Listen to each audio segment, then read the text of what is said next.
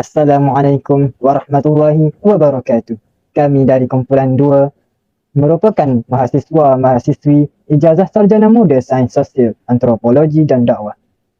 Kami telah melakukan satu kajian iaitu penghayatan rukun negara terhadap mahasiswa-mahasiswi Universiti Malaysia Terengganu dalam bidang perekonomian. Bak kata pepatah, tak kenal maka tak cinta. Jadi tanpa melengahkan masa lagi, saya memperkenalkan dahulu barisan ahli kumpulan kami. Kumpulan kami diketuai oleh saudara Muhammad Haikal bin Mat Ghani dan penolongnya adalah Nur Adenin Hanani binti Muhammad Nur. Dan barisan ahli-ahli kumpulan yang lain adalah saudara Ahmad Baihaqi bin Muhammad Samsudin, saudari Nur Anis Asyatun Nisha binti Mat Isa, saudari Nur Syuhada binti Zailani, saudari Siti Nur Syahirah binti Muhammad Saufi, saudari Nurul Aliyah Atirah binti Mat Rifin, dan seterusnya saudari Nur Airin Syariza binti Muhammad Fauzi, saudari Nur Ain Balkis binti Maliki, dan saya Tariq bin Husin merupakan ahli kumpulan pada kajian kali ini. Kami dari kumpulan 2 memilih isu perpaduan kaum dalam kalangan rakyat Malaysia. Isu ini berkait rapat dengan tajuk penghayatan rukun negara dalam kalangan rakyat Malaysia.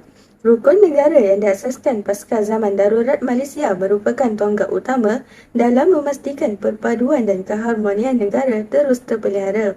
Kenyataan ini menunjukkan bahawa rukun negara amat penting untuk dihayati kerana ia mendukung hasrat untuk mencapai perpaduan dalam kalangan masyarakat. Melalui penghayatan rukun negara, lahirnya masyarakat yang aman damai, adil dan masyarakat yang bekerjasama serta lahirnya masyarakat yang cinta akan tanah air. Oleh yang demikian, setiap masyarakat terutamanya mahasiswa Institut Pengajian Tinggi hendaklah mempunyai pengetahuan yang lebih luas tentang rukun negara dan bukannya sekadar mengingatinya, tetapi mesti memahami dan menghayati maksud setiap rukun negara tersebut. Seterusnya ialah saya akan menerangkan tentang objektif kajian. Terdapat 3 objektif kajian iaitu yang pertama, mengenal pasti masalah penghayatan rukun negara dalam kalangan mahasiswa Universiti Malaysia Terengganu, dan yang kedua, mengkaji cabaran penghayatan rukun negara dalam kalangan mahasiswa Universiti Malaysia Terengganu dalam bidang perekonomian, dan yang ketiga adalah menganalisis solusi penghayatan rukun negara dalam kalangan mahasiswa Universiti Malaysia Terengganu dalam bidang perekonomian.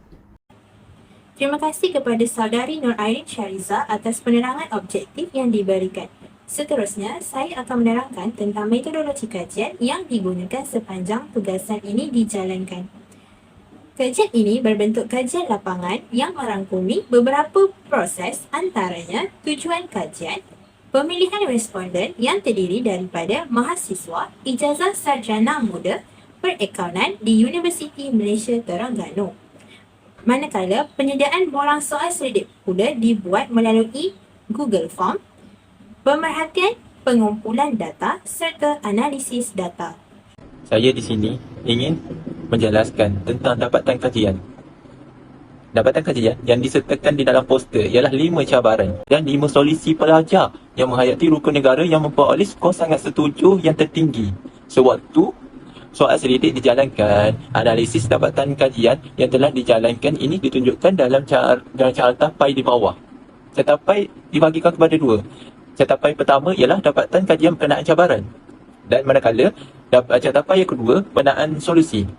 Untuk dapatan kajian berkenaan cabaran, peratus yang tertinggi adalah ajaran sesat dan menyeleweng memecahkan belah masyarakat ialah 64.3%. Manakala yang kedua tertinggi ialah sikap perkauman menjejaskan keharmonian negara 62.1%. Manakala yang ketiga tertinggi ialah pengaruh barat yang berleluasa 60.7%. Yang keempat, wujud masalah dalam perpaduan masyarakat 57.1%. Dan yang terakhir, mahasiswa kurang pendedahan tentang rukun negara 57.1%.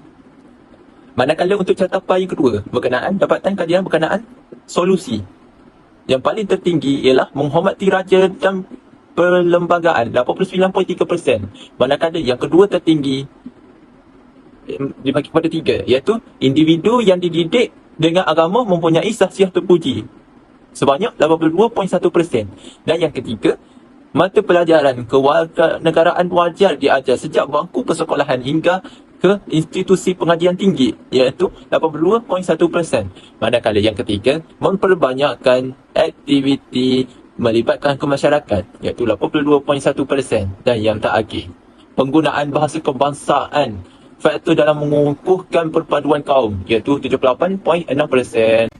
Seterusnya, saya akan menghuraikan tentang perbincangan isu dan patriotisme.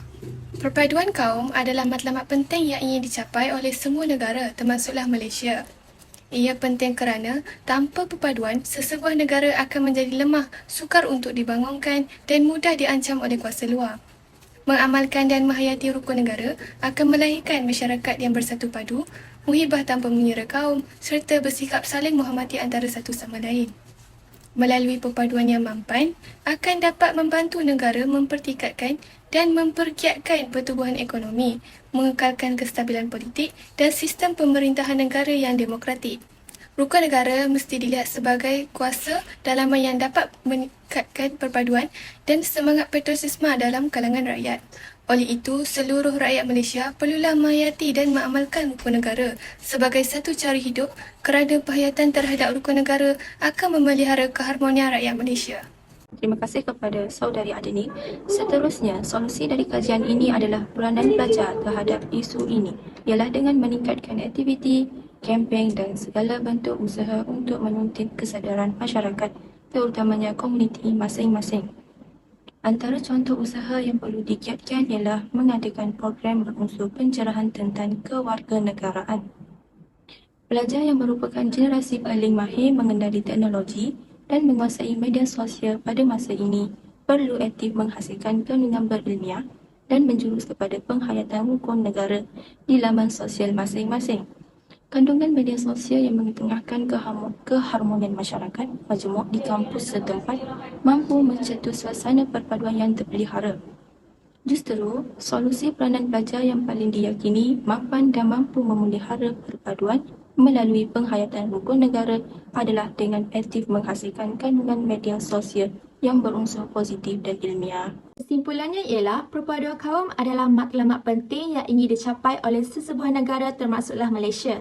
Ia penting kerana tanpa perpaduan, sesebuah negara akan menjadi lemah, sukar untuk dibangunkan dan mudah menjadi ancaman kuasa luar. Mengamalkan dan menghayati rukun negara akan melahirkan masyarakat yang bersatu padu, muhibah tanpa mengira kaum serta bersikap saling menghormati antara satu sama lain.